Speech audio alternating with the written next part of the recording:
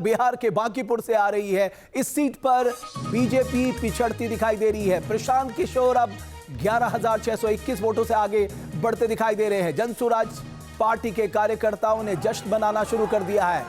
तकरीबन 19 राउंड की मतगणना हो चुकी है और 11,621 वोटों से प्रशांत किशोर आगे चल रहे हैं। भारतीय जनता पार्टी की परंपरागत सीट पिछले 3 दशकों से, और सबसे महत्वपूर्ण बात, बीजेपी के राष्ट्रीय अध्यक्ष नितिन नवीन इससे पहले यहीं से विधायक थे और शहरी बहुल इलाका है। ऐसे में शहरी मतदाता जो परंपरागत वोट बैंक माना जाता है बीजेपी का, वहां पर प्रशांत किशोर फिलहाल तो बढ़त बनाए हुए हैं।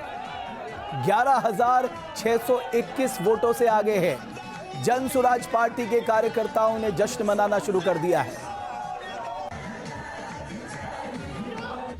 खबर केवल बांकीपुर से नहीं, एमपी के दतिया से भी आ रही है। दतिया में भी बीजेपी पीछे हो गई है। कांग्रेस ने 9,519 वोटों की निर्णायक बढ़त बनाई है।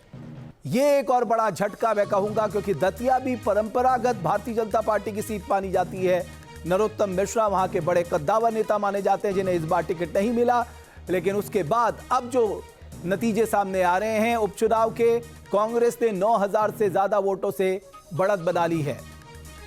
बीजेपी के लिए सबसे अच्छी खबर आ रही है गुजरात के मांजलपुर से, जहां अनीश पटेल ने 30,499 वोटों से जीत दर्ज की है। ये एक अच्छी खबर बीजेपी के लिए जो गुजरात की मांजलपुर सीट से आई है। वहीं बांकीपुर और दतिया में फिलहाल बीजेपी पीछे चल रही है।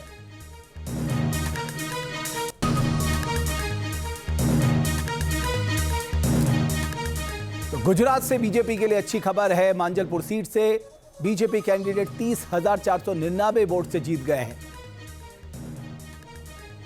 विजय जुलूस निकाला जा रहा है गुजरात की मांजलपुर सीट पे। बीजेपी उम्मीदवार के द्वारा 30,000 से ज्यादा वोटों से जीत दर्ज की है। तो बांकीपुर और दतिया में बीजेपी पीछे चल रही है।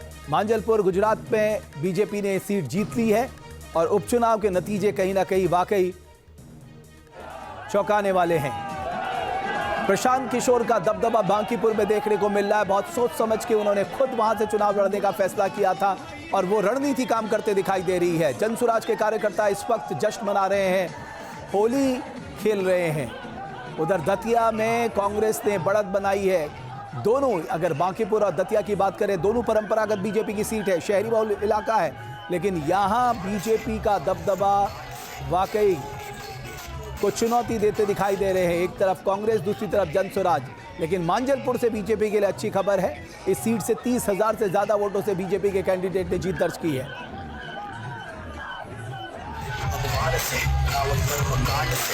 जाहिर है जब नतीजे आ जाएंगे तो ये इन नतीजों का राजनीतिक संदेश बड़ा है।